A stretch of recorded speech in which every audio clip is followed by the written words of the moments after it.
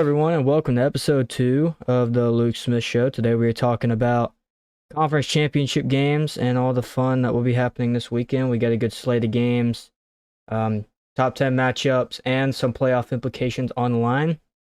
And to help me discuss these, I have a good friend with me. He is a graphic designer on Instagram and TikTok, runs the page BC Designs. He is an Alabama fan, so that'll make our show a little bit chippy today.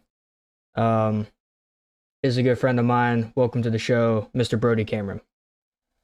Thank you for having me on. It's a good honor. Yeah, of course. So, I guess we'll start with the noon game and kind of work our way through tomorrow. We'll mainly just be talking about Saturday games, because we got a little bit of a late show tonight. So by the time this goes out, probably most of the group of 5 championships will be over with. But it is December 5th at 9 p.m. Eastern time as we are recording this. So it is it's a little late. We do apologize for that. A little bit hectic. But yeah, our first game on the slate for tomorrow at noon on ABC is number 11 BYU playing number 4 Texas Tech. Yeah, I haven't really gotten to watch a lot of these two teams, Big 12 in general, but it seems like the Big 12 has not regained its relevancy since Oklahoma and Texas left. Yeah, I'd agree on that.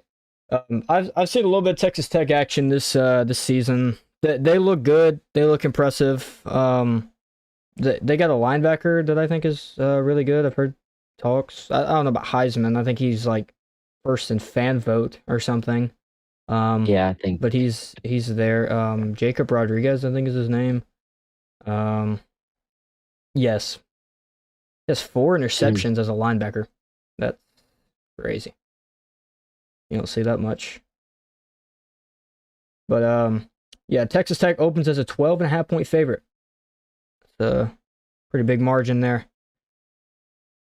Texas Tech has had a pretty good season. I mean, statistically, just looking at their stats right now, you know, they lead BYU in every category. I mean, from head to toe. So, except they're passing yards. They're 4th ranked for a reason. So Yep. I mean, just looking at Texas Tech's schedule, it's a BYU schedule, or not BYU, a Big 12 schedule. Not much impressiveness. I will say, the one game that I really did watch of Texas Tech this season was when they played Utah, and that was an impressive win from Texas Tech. I was actually impressed with the Red Raiders on that one. Utah is I believe a fringe team right now. Yeah, they're number 15, so they're there. I don't know. They probably won't make it, but they are there. Yeah, they're in that group with Vandy, Miami, Notre Dame. Yeah. Yeah, that's an interesting one, Notre Dame right there. They can make the playoffs without playing in a conference championship. I've never understood that, but maybe that's just me. They had just down. Bama replaced them at the number 9 spot, I believe 2 days ago. Yep, I see that in the playoff poll. But BYU and Texas Tech, these two teams met earlier in the season, not long ago, like a couple weeks ago, I think. It was 3 weeks 29 ago. to 7. 29-7. I remember that. Yeah, I kind of expect the same thing, to be honest. Just Texas Tech dominance in this game. So, I mean, Texas Tech has won 11 games, and they've won in those 11 games, they've won every game by 20 plus.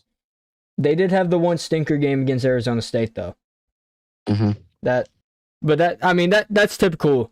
That's typical Big 12 team. We always see that. The best Big 12 team always has a weird loss like that. So that's their weird loss.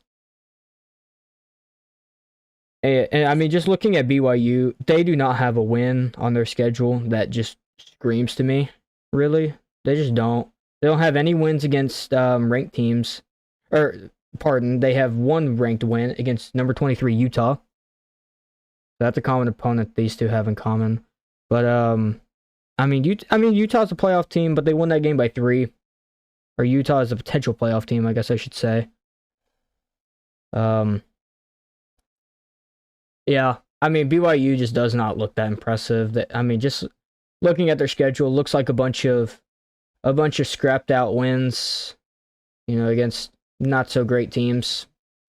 So I don't really see BYU winning this game, and I think Texas Tech wins this game by at least 2 possessions. It could get to 3. Yeah, could be. This could be like the Arizona State Iowa State Big 12 championship last season, where Arizona State just absolutely destroys them. Yeah, it feels weird not seeing Oklahoma and Texas every year. Yeah, it is a little weird. Um, I still haven't really adjusted to that. I've more adjusted to the Big 12 moves and stuff, just because the Big 12 is not amazing. But sometimes I forget Oklahoma and Texas are in the SEC. Like I know, Yeah, but it's just a little weird. I think that move was way overdue. Yeah. Well, I think it was a good thing for the SEC because now Yeah, Oklahoma and Texas are potential playoff teams, and I think it just makes the SEC that much of a what's the word? Much of a more dominant conference, I suppose. Very top heavy though, SEC is, but I mean, it's much more top heavy than the Big Ten. it is a lot more top heavy than the Big Ten. But yeah, I mean, just back to Texas Tech and BYU. Just looking at it, I think B. Ram Morton's gonna have a good game. Gonna continue to have a good game. Texas Tech looks like they're able to run the ball well. So yeah, I like the Red Raiders in this one. I think that they're gonna I think they're gonna probably win this game. Probably win it pretty handily too. They just got to play their same brand of football, and they've got it locked. Yeah, I I think it's yeah. This will probably be a game that you turn off around the third quarter. So Yeah, if I had to put money on it, that'd be my guess. That this is not going to be a very competitive game. Probably Texas Tech wins this game pretty handily. Um, it's funny you can see ticket prices. The tickets are as low as $70 to the Big 12 championship. In you're even seeing last year, like I would say around half the seats were empty. Oh yeah, I remember that last year. It was in when Iowa State and Arizona State played. They'd show they panned to the upper deck and it'd be like almost empty. Like I I guess that really mean, shows how popular Texas and Oklahoma really were. Yes, for the Big 12. yeah, I mean, not a lot of people want to watch Iowa State and Arizona State battle it out for a playoff spot.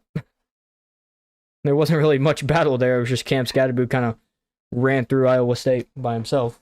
But it was also like it was in Texas, and you have two teams that are 1,000 miles away. Yeah, Be another factor. Arizona a little bit closer than Iowa, I think, but yeah, still not Yeah, directly close. Like I remember before Texas and Oklahoma moved, the last Big 12 championship before all realignment stuff was I believe it was Texas and Oklahoma State, and that's a I'd say that's pretty neutral for both of them. yeah. I mean Texas obviously is closer, but still that's not a super terrible drive from Stillwater to Dallas. But I mean, still, the Big 12 is such a mediocre conference. You really just think about Yeah, it. They're such a mediocre conference. they really. I don't think they'll be able to get back to where they were. I Yeah. think it's Which possible. I mean, I'm not ashamed to admit it. I remember back in the 2018, 2019, even 2017 era of college football with the Big 12. I remember you could turn on a random game. You could turn on Oklahoma State playing West Baylor. Virginia. Yeah, West Virginia or Baylor on a random Saturday night, and it'd be, two top 20 teams, and the score would be 63-50. Like, Yeah. there was no defense in the Big 12. But it was just so much more interesting because you knew that brand of football in the Big 12 was there.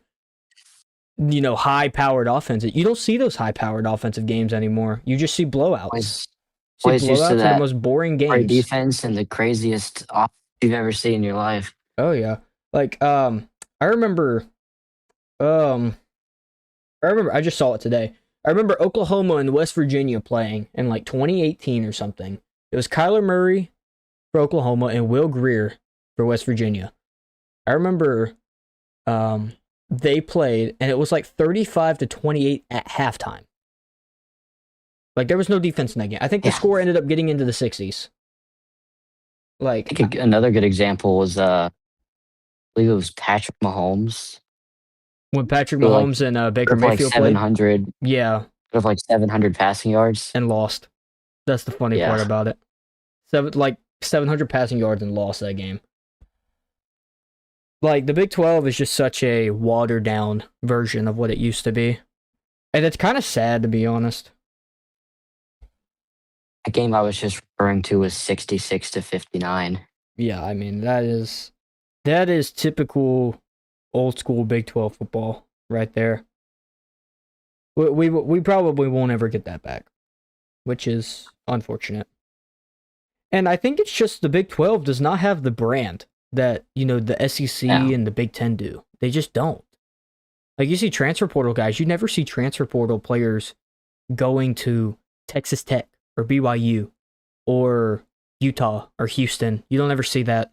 You see them transfer usually from those schools going to like Georgia or Alabama or Ohio State or Michigan. You don't ever see players really transferring into the Big 12 that much, or the best players at least. Just a brand issue. They got to go to places to be seen. Yeah. Because why would you want to play at noon on ESPN for Texas Tech playing Kansas when you could play 7 o'clock prime time in the SEC? I mean, there's just so much more brand exposure. Yeah, it's just a horrible situation that they've put. Yeah. And, I mean, the Big 12 used to have the brand. I mean, pre-transfer portal, they had the brand. I think transfer portal has really just killed the Big 12. So I honestly could say it killed the whole sport. Almost. It's not 100% definitely there yet, but I think it's on its way to getting there. Oh yeah, NIL? Yeah, definitely. And it's just like people want to stay in college football for like 7 years because they'll get paid more, and it's crazy. Yeah.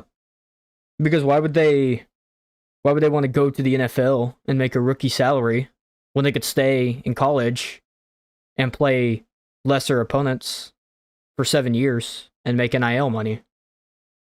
I mean, it's simple as that. You're making like 15, 20, $25 million. Yeah, I mean, like why would you give that up? Why would you want to change scenery and risk, your career falling off when you could just stay in college and play that way? Yeah, I mean, it was better when you were paying players under the table. I definitely agree on that one. College football was definitely better when you got in trouble for that kind of stuff. Yeah. So I remember it may have been 2014, 2013 around that time. Todd Gurley played at Georgia. He got suspended for signing jerseys and getting a little payday for it. Could you imagine that happening now? No, absolutely not. No. That would never happen now. If anything, they'd be trying to figure out who could pay him the most to get the jersey autograph. I mean, it's really just a watered down version of what it used to be. And I remember when NIL was first introduced, I advocated for it. I was a fan of it because at the time when it was introduced, the idea of it was just, give the players a little check. They appear in a commercial or two. They get a little check to buy themselves, a meal or gas money or something. I was like, well, yeah, well, the players can't work because they're playing football all the time and balancing school, student athletes. So I thought, yeah, NIL probably will be good for the players at least. But, and then it just got way out of hand. And now it's not even NIL anymore. It's just, straight up contracts. I mean, it's ridiculous.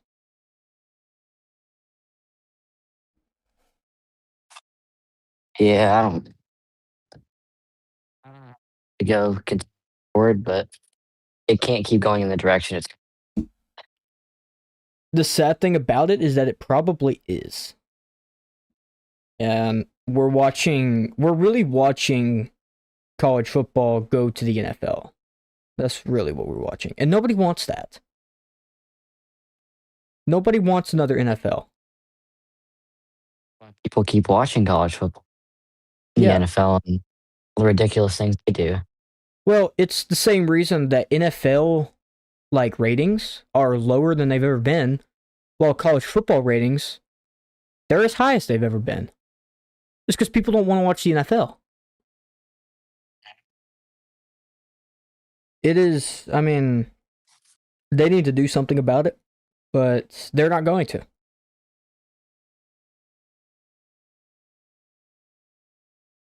It's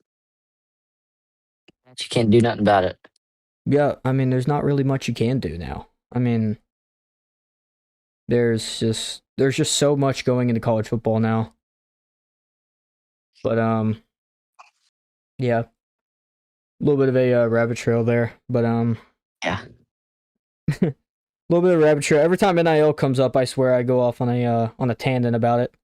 I'm sure that won't be the last time I rant about NIL on this show. But yeah. So our next matchup, and we got is 4 hours after the Big 12 championship kicks off. It's arguably probably one of the best games that we're gonna have on Saturday. It is Georgia versus Alabama. 4 p.m. Eastern Time kickoff on ABC in Mercedes-Benz Stadium. Who you got? really don't even need to say it, but I'm going to say it anyway. I think Alabama's got the offense. And the defense, it's been pretty down lately, but I think I got the tie. Yeah. Um, Alabama had a good game against Georgia the first time. I mean, there was just a lot going on in that game. I mean, just a lot happened. Alabama was a better team, obviously. I'm not saying anything else other than that. But, I mean, Georgia looked. I mean, just some questionable calls in that first game. Not from refs or anything. I'm more talking about from coaching staff on Georgia's part. I mean, I look at the 4th and 1, not kicking a field goal there. That would have eventually tied the game. You know, dropped passes, just miscues from Georgia. So I really think Georgia lost the first game by themselves. I mean, Alabama played a great football game, but I think Georgia was the better team. But with that being said, I think Alabama is an amazing team. They have the pieces. And I'm not sure that Kalen DeBoer can solve the puzzle. Yeah, I think this is probably one of the better teams we've had in like 3 or 4 years. It's Yeah. the championship team, but I think this is probably the best year we can probably get those pups together. But I don't know if he can get it done under this pressure. Yep. And I'm looking at Alabama's schedule now. There's not a win on here that, well, I shouldn't say that. There is not a game that Alabama has just dominated in. Really. Vanderbilt, they won pretty big, and Tennessee, they won pretty big. But in SEC play, those are really the only two. And those were early on in their SEC slate. I think that Alabama has gotten weaker as the season kind of went on. They started off really weak against Florida State, caught their stride, beat Georgia, beat Vanderbilt, slugged it out against Missouri, beat Tennessee. But after that Tennessee game, I really just think that the Tide have gotten weaker each week.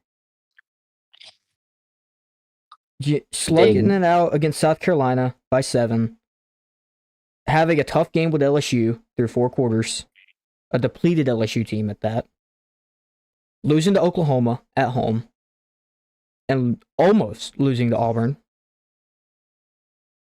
There's not much in the last couple weeks that has really impressed me from Alabama.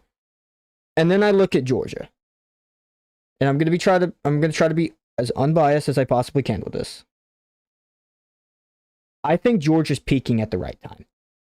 Now, they had a rough game against Tech last week. 16-9 victory. Stockton only threw for 70 yards. But I think the play calling is getting there. We have not seen spectacular play calling, or at least consistently this season. But since that Mississippi State game, I think something has clicked with the play calling, because Georgia offensive coordinator Mike Bobo, he called a really good game in Mississippi State. Really, he called a good game against Florida too. And then he called a really good game against Texas. And then Charlotte and Georgia Tech, I'm pretty sure we had the same game plan for that. It was just, slide through, looking towards Alabama. These games don't affect our SEC championship hopes, anything like that. So I think there's a strong reason that Georgia's 11-1, and I really do believe they are one of the best teams in the country when it comes to games like this. And I mean, looking at it, Kirby Smart's never lost to a team twice in the same season. And he's had 3 shots at it. So it's definitely a call. Alabama has had Georgia's number. Definitely. I don't see Georgia losing again. I'm going with Georgia. As much as it pains me to pick Georgia against Alabama again, because this is probably the 10th time I've done it in the last 10 meetings, and I've been right once. As much as it pains me, because deep down, I could not be less confident about this game. But I'm picking Georgia. I think it really just all depends. Alabama's off. Get back up. And you had they were before Tennessee. For Tennessee, it's just been a downfall of the offensive production. They have to pick it up to win. Yeah, I agree. And Alabama's gonna have some missing pieces on Saturday.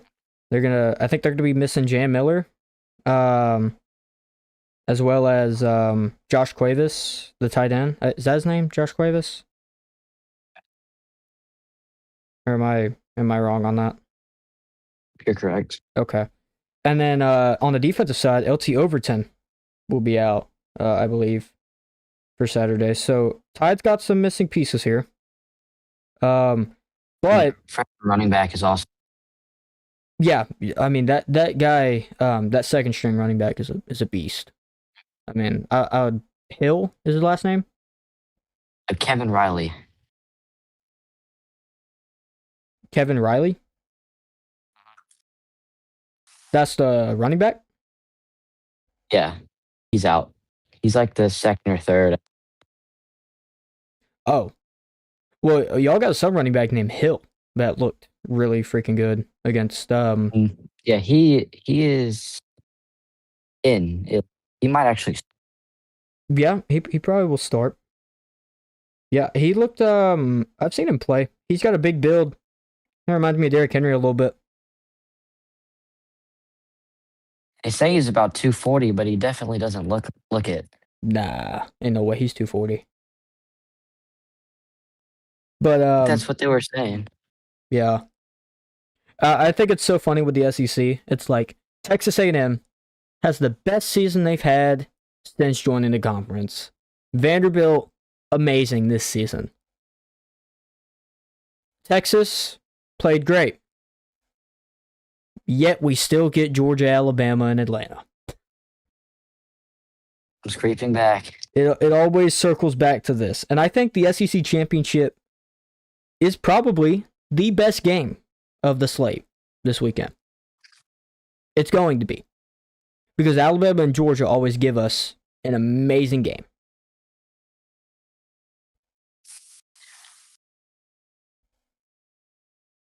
Yeah, I'm looking at the ticket prices, comparing them to the BYU game, BYU Texas Tech championship. The lowest tickets are going for BYU Texas Tech was $70. The lowest that tickets are going for the SEC championship is $270. Yep, I see. That is a big jump. It definitely shows you the difference between the SEC and the Big 12. It really does. I was looking earlier, and lowest I could find was about 290. 190? 290. 290. Yeah. I looked on a day or two ago, and they were like 260 something, so haven't really changed that much for me, at least. But yeah, I mean, this game probably people are talking about this game has playoff implications for Alabama. I think Alabama should be in regardless if they lose. I mean, you're not going to rank Vanderbilt above them. You're not going to rank Texas above them. I mean, you shouldn't really rate Notre Dame above them. I mean, there's just the resumes aren't comparable. Yeah, I mean, Alabama had a way harder schedule. They beat what, 4 ranked opponents? I believe. I'm looking now. 4. Georgia, not currently ranked ones, but one time, yes. One of them is not currently ranked. Well, no. Tennessee dropped out. So yeah, 2 of them are not currently ranked. But the 2 were Missouri and Tennessee, and then Georgia and Vanderbilt, of course. I mean, regardless, that's crazy. Yeah, I think rivalry weekend was exactly what these 2 teams needed, because it gives them time and practice to figure out, hey, we need to work on this, because I think both of these teams got absolutely exposed in their rivalry games. I think they both got exposed. So there's a lot out there. It'll definitely be interesting to see how these 2 teams play tomorrow. I'm really excited. Part of me is excited, I guess. The other part is just waiting for the inevitable to happen. But I'm trying to be a little bit hopeful, but not getting my hopes up too much. 'Cause it's one of those things. If Georgia loses, it's not the end of the world. We're still in the playoffs, maybe still getting a bye. I don't know. Probably not, but we'll be a 5 or 6 seed playing, Duke or Tulane or something like that. So, I mean, it's not the end of the world. We win. Yeah, we finally beat Bama again, and we get a bye. So it's not the end of the world. The question is does Alabama jump into a bye to win? I don't think so, and here's why. And it's really, do you rank them above like Oklahoma? A team that Alabama lost to. I don't see them jumping 5 spots into the top 4, if that's what you're asking. I think they go to about maybe 6th. Probably 5th or 6th. They'll probably go to 5th, and Georgia would go to 6th. That's what I would imagine would happen. Yeah, that makes sense. Yeah, that's what I imagine would happen. If Bama won. Really, I think just the key for Alabama, the key for Georgia to stop Alabama is to just contain the air game, contain the passing game, and don't let Ty Simpson run. I think that's all we have to do, because just looking at the numbers, Alabama's rushing game has not been that strong this season. Mm-mm. And it's going to probably be a little bit weaker not having Jam Miller. So I think it'll be interesting there to see if Alabama tries to run the ball, which I don't really remember them trying to establish a run game the first time we played them. But I mean, And double check. just looking at, I'm looking at it now. But here, let's see. Yeah, Jam Miller only had 46 rushing yards in that game. He was their leading rusher. Mm-hmm. Only one time this season has Alabama had an over 100-yard rusher. It was Jam Miller against Vanderbilt. Oh. Back in week 5. That's crazy. It's crazy that a day and age that we are, that Alabama football does not have a scary good running game. Yeah, I think we have to get that going against Georgia to really have a decent chance. Because, well, I say that, but then we beat them with not running. Well, It's really confusing. it is the one thing I will say about Georgia is probably the weakest part of our defense, and it's always been the weakest part, is our secondary, specifically on third down. Mhm. But yeah, the weakest part of our team is our secondary. I think if we focus on the pass game, then our secondary could be really good, because we've shown that our secondary can provide. We know that our secondary could be good. Our secondary is really young. That's the problem. We got a really young secondary. Guys like Ellis Robinson, guys like Dalen Everett. Well, Dalen Everett's not young. He's about to graduate. KJ Bolden, still young, sophomore. I will say, though, our secondary has gotten immensely better since the Alabama game earlier in the season. Mm. I will say that. Our secondary has definitely gotten better. I think we saw that against Tech. I think they did a pretty good job there. Oh, yeah. I mean, they looked really good against Tech. The defense looked amazing.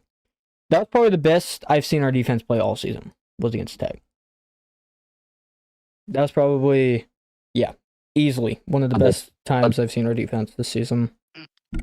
They had 9 points, I believe. Yeah, gave up only 9 points. And I will know this well, but the key to stopping Georgia is to stop our running game. That's the key for Alabama. They have to stop our running game, because if they stop our running game, they're going to force Gunnar Stockton to pass. And I think I couldn't tell if, Tech was just that swarming or if we just had a bad night. But when they didn't really stop our run game. And so therefore we didn't really have to pass a lot. Which is why Gunnar Stockton only had 70 yards rushing, or not rushing, passing. But the backs are great at Georgia right now. Nate Frazier, he's coming alive. Chauncey Bowens has always been good, has been reliable this season. He's a freshman. He's only going to get better. I think if Nate Frazier has a good game, then Georgia wins. That's what I say. It really could come down to the running game. Yeah. And that's what makes Georgia so dangerous in this game, I think, is that they have 3 really good running backs. And 2 of them are extremely young. Nate Frazier is a sophomore. Chauncey Bowens and Josh McCray, they're freshmen. But they are scary good. And then Cash Jones is more of a receiving back that comes in on third down. But I mean, I really just think Georgia needs to have good play calling this game. Bobo needs to be in his bag, calling the plays that really needs to be called to win this game. Haven't really seen that. He's been pretty inconsistent, but he's been calling some good games as of late. He didn't really call the best game against Tech. I imagine that was trying not to open up the playbook too much. So, be interesting. We always talk bad about Mike Bobo every week. Yeah. Well, usually he's pretty terrible. I will come out and just say that. I've never been a big Mike Bobo fan. but usually he's not great. But as of late, and a couple other games early in the season, he's been in his bag. Like I look at Ole Miss and I look at the Tennessee game, he was in his bag for both of those games. So I don't know. We'll see how it goes. Gunnar Stockton has played his best games against high-ranked teams, so that makes me a little bit hopeful that Hmm. he'll be able to come out and play a good game. I mean, I'm interested. I'm definitely interested Yeah, because this is probably two teams that are not the greatest that are, or at least compared to what they have been. But you can be guaranteed they're going to give a good game. So yeah, would I love for Georgia to come out and hang 30 in the first half on Alabama? Absolutely, but that's not going to happen. It's going to be a close game. I imagine it's going to be like a 27-21 kind of game. yeah. It's been 2 times, I believe. Yeah. Well, I guess that's all we. I just absolutely punched my mic on accident. Sorry about that. But our next game is at 8 o'clock on Fox tomorrow. It is 12-0, number one ranked Ohio State versus number two, 12-0 ranked, or I said that completely wrong. 12-0, number two ranked Indiana. Who you got? I've got Ohio State by at least I do maybe two too. scores. I was thinking the same thing. Ohio State's a 5.5 point favorite. I I have not watched much of Indiana this season, to be honest. I've just seen them in some close games with teams that they should not really have been in. I say that, but they've really only had one close game this whole season. They've been blowing everyone out. I mean, their offense Yeah, is explosive. We know that, but I don't think they've played a defense like they're going to play tomorrow. So, I mean, I this think this could very well get out of hand easy for definitely. Indiana. I mean, I think the depth in the Big Ten is just not at all. yeah. Like there is none at all. I mean, Indiana Like has two statement wins. They beat Illinois, who was ninth ranked at the time, 63-10. Illinois is not ranked anymore. And they beat Oregon on the road 30-20. Oregon is number 5, but we've definitely seen that Oregon is not as good as they have been in the past. So I don't know what to think about Indiana, to be honest. Because on paper, they look like a really good team. They look legit. Fernando Mendoza looks like a serious Heisman contender and probably will be a top 5 draft pick next season. Maybe number 1. But I just think this Ohio State team is too good. I really do. There's just so many even though weapons. they've both not really been playing the best teams, but I think Jeremiah Smith, Julian Sayin, many others, there's just too much for Indiana to handle. I mean, I'm really just thinking about it more. Ohio State has so many more weapons than Indiana does. Hmm. You got Julian Sand. You got Bo Walker, who's now coming alive as the statement back. Um, or not Bo Walker. That's a Georgia running back. Bo Jackson, funny enough, Yeah, is a running back for Ohio State. Um, yeah, I mean their running back room is deep. Receiver room even deeper. You got guys like Jeremiah Smith, Carnell Tate. I mean, just looking at their team, they are full of studs. And on the defense, the secondary is scary. I expect this secondary to have an interception or two tomorrow. I I would mean, say so, definitely. unless Fernando Mendoza just come out and he's not phased at all by the pressure, he just comes out and has an amazing game. I see him throwing an interception or two tomorrow. It's weird because Ohio State is a 5.5 point favorite, but Indiana has a 50.6% chance to win. I think that's pretty much how the Bama and Georgia game is. I think Yeah. Alabama has a Um. 52% chance to win, Yeah. but I think it's a point and a half. for Georgia right now. It was 2.5. I'm still seeing 2.5. Or now I see 1.5. Now I see 1.5. But and then Ohio State, Indiana, tickets as low as $586. Good What? God, $586. You couldn't pay me that to go watch that game. Well, I mean, it is number one versus number two undefeated teams playing for the Big Ten championship. So I guess that's why it's as expensive as it is. But man, I'd rather watch Georgia Alabama, to be honest. I mean, I think if Fernando Mendoza wins this game, then he wins the Heisman just straight up automatically. I don't see anyone else having a better resume than he does for the Heisman. So, but Yeah, Julian Sayin has had a good season too. I'm looking at his numbers now. I hear people saying about Diego Pavia this and that, but I don't even really think he's up Diego there. Pavia will not win a Heisman, and I think he's a finalist. That's what I Yeah, think, but I don't think he's good enough to win it. I don't think he's on the level like Mendoza and Sayin, and even Ty Simpson. I think is better than Diego Pavia. Pavia's a fun guy to watch, but hmm I mean Heisman, I don't think so. yeah, And a thing that I don't like about Diego Pavia, this is one critique I have about him, is I saw someone talking about he's done the Heisman pose in 7 different games this season after scoring a touchdown. I mean, there has never been anyone that thirsty for the Heisman, trying to get that much recognition. I mean, yeah, if you're good, maybe hit the Heisman pose, once or twice, but 7 times?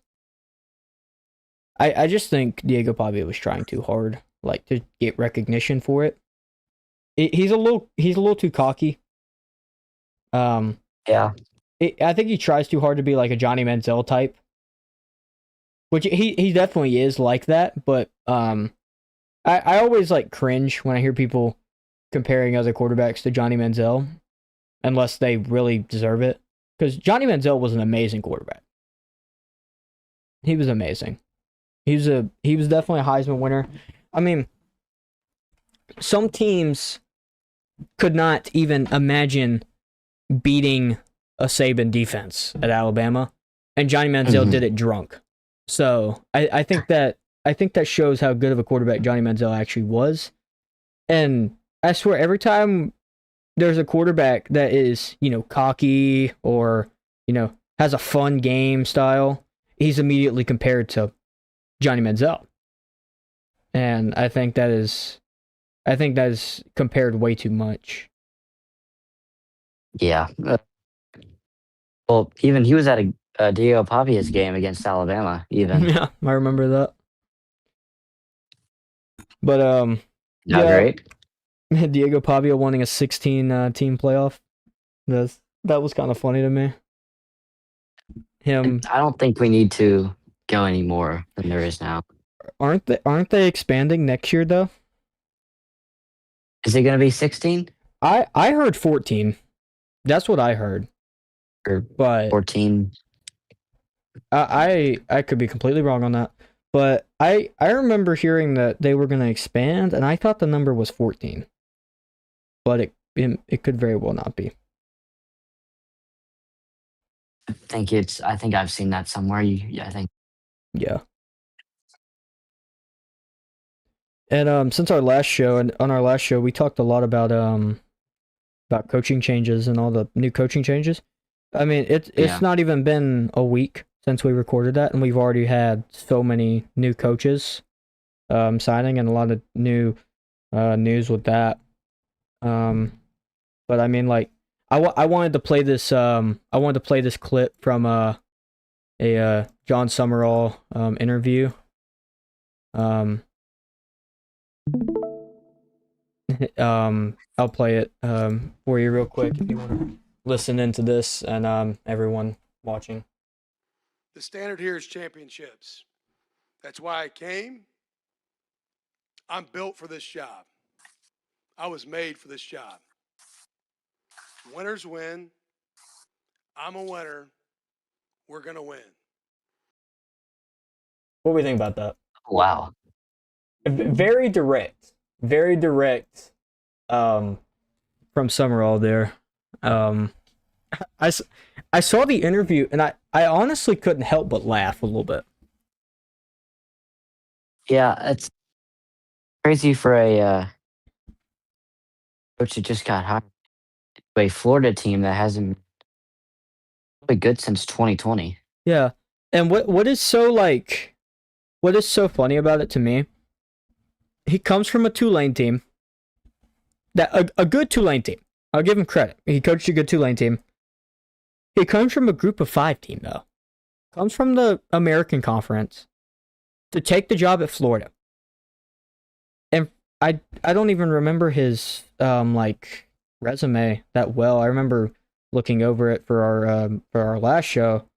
But from what I knew, Tulane Tulane had been his second head coaching job. He's only been in head coaching since 2022. So, I mean, making that bold of a statement to a fan base that has been very short with their coaches, it's almost just like he's trying to get his name out there, and he doesn't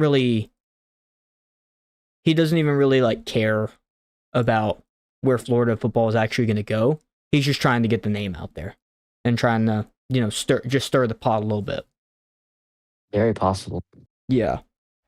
I mean, who knows? He could be an amazing coach, but I mean, I know as a Georgia fan, I'm glad John Summerall is the coach at Florida because it gives me another reason to hate Florida again.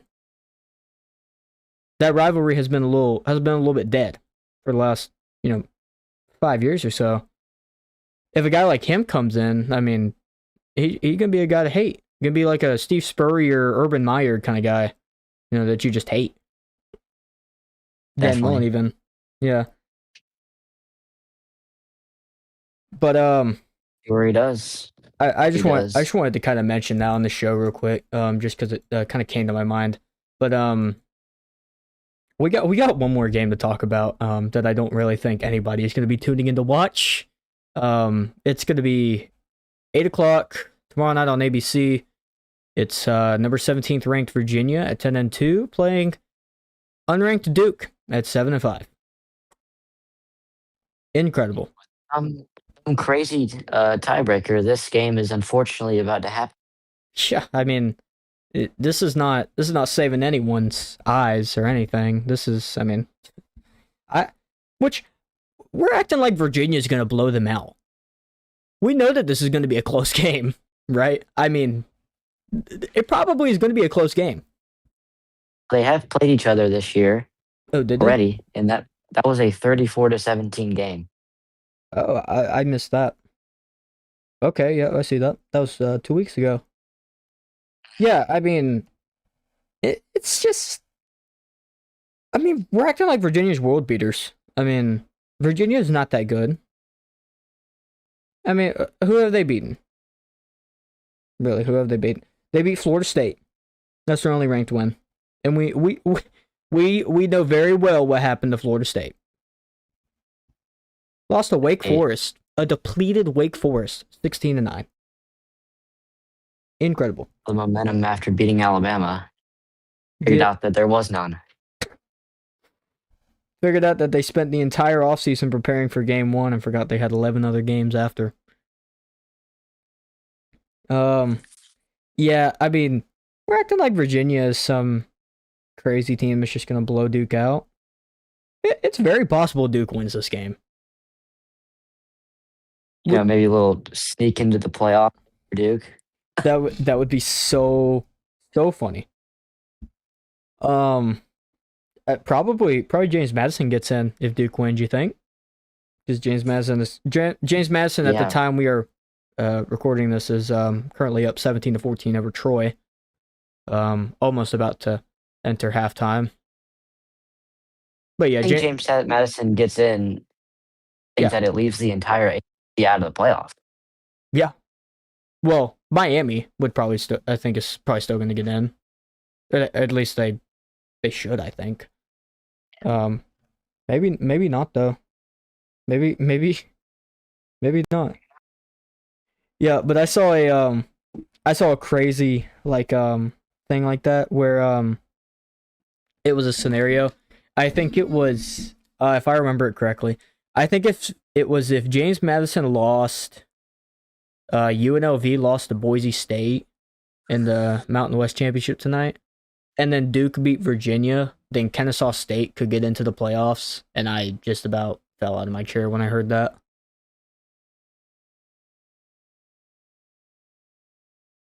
Wouldn't that be something? It's just a different, yes. Just a different era. But I mean, and then I really got to thinking about it. I was like, that could very well happen because if all that happened, your final playoff spot would be between 10-3 Kennesaw State or 8-5 Duke. Who do you put in?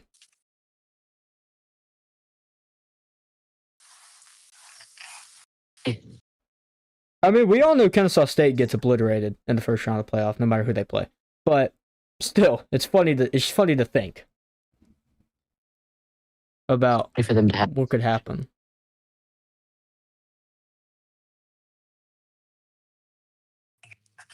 Like I'm looking in the ACC championship. You can go to the ACC championship game for as low as $24. no. Yeah, $24 for the ACC championship game. I've been to Georgia basketball games that have cost more than that. That is insane. I'm not good at math, but that is almost, yeah. The Big Ten championship costs almost $560 more than the ACC championship. That is Wow. wild. And I mean, ACC is the same deal as the Big 12. Just it's not interesting. I mean, Like you used to have Clemson. the teams like Florida State, Clemson, Yeah, forgetting someone. I mean Miami back when they were Miami. very That's good. But I mean, there's just nothing scary about the ACC anymore. I mean, it is crazy how your conference does not get a 10-2 team. A 10-2 team misses the conference championship to a 7-5 team with the same conference record. it's crazy. I don't even know. I don't even know who was in charge of making that. But I think they need to be fired, whoever they are. Yeah. Yeah, I mean, I don't even know what to say about this game because I know literally nothing about Duke or Virginia. I mean, Yeah, you couldn't pay me to figure out who's nah, gonna win this. nah. I mean, it could end up in a tie for all we know. Yeah. The only thing I see is that the Duke quarterback has thrown for over 1,000 more passing yards than the Virginia quarterback this season. So that's a little bit About interesting. what about Virginia's rushing game? Is that lopsided then? Virginia only their leading rusher has 997 rushing yards. So, I mean, yeah, I guess they're more of a run heavy team. What I'm seeing at least. All I know is that if Duke wins this game, then Selection Sunday is going to be very interesting. Yeah. Yeah, I don't even know who you put in the playoff at that point. I guess you put James Madison in, but I have no clue. Well, I've heard this kind of go around for a little while. A group of 5 playoff could be a good thing. I would be a fan of that. I would. I think it would actually give them a chance to accomplish what the rest of the FBS can do. Yeah. I think But instead, instead there's like, of. Oh, sorry. Go ahead. Go ahead. no, you can go ahead. I wasn't really. Oh well. I think instead of the conference championship games for the group of 5, I think they should take the 2 best teams from every group of 5 conference and put them into like their own playoff. And Just let them play it out. Whoever wins the bracket gets the 12 seed or something. I think they have that in March Madness. I'm not quite sure what it's called. Yeah, I'm pretty sure it's just called a play-in game or something like that. But I would totally be for that, because then you would at least get the best group of 5 team for sure. I mean, Yeah. if you were going to have a group of 5 team, I don't think they should be selected. I think they should actually like play a separate bracket for it. Like Vanderbilt wanting to play a 13th game. I want to know what that's actually going to do, though. Vanderbilt playing a 13th. Wouldn't it be funny if they wanted to play a 13th game and they lost it? Yeah, or blown out at that. He got blown out, and that just completely end their season. They just stayed with 12. Yep. I mean, I don't even know, man. I'm sure teams have done stuff like that in the past, or at least said that they were going to do stuff like that. But playing a 13th game, I mean, you couldn't establish you were a playoff team in 12 games. Well, why do you need a 13th game? Exactly. I mean, it just... A very good way to put it. I mean, they just... Yeah, I mean, they lost to Alabama and they lost to Texas. So, I mean, if it came down to it between those three teams, why would you put Vanderbilt in over them? Exactly. So they've played the head-to-heads and they've converted on those head-to-heads. So why should they? Exactly. Be the team. Yeah, I mean, Vanderbilt may not make the playoffs this year. They probably won't. But Vanderbilt football is now a brand. Mm-hmm. So Vanderbilt football is never going to be bad, at least for the next 10 years. The 5-star flipping from Georgia. Yeah, Vanderbilt. Like, when have you seen that? That was like a moment that I realized that we live in a completely different world of college football than we did 10 years ago. Yeah, because you would have never seen the number 1 quarterback decommit from Georgia to go play at Vanderbilt. You would just never see that. Different times. Different times is, yep, definitely. Well, that's really all we got for our show tonight. Yep. Pretty long one tonight, almost an hour of runtime. Pretty good. If you're still with us to this point, to our listeners, thank you so much for listening or watching. If you're watching on Spotify or YouTube, and thank you, Brody, for joining our show tonight and discussing conference championships with us. Thank you for having me. Yeah, of course. And we'll see you all in the next episode, which will probably be either Monday or next Friday. So thank you all for watching, and we will see you in the next one.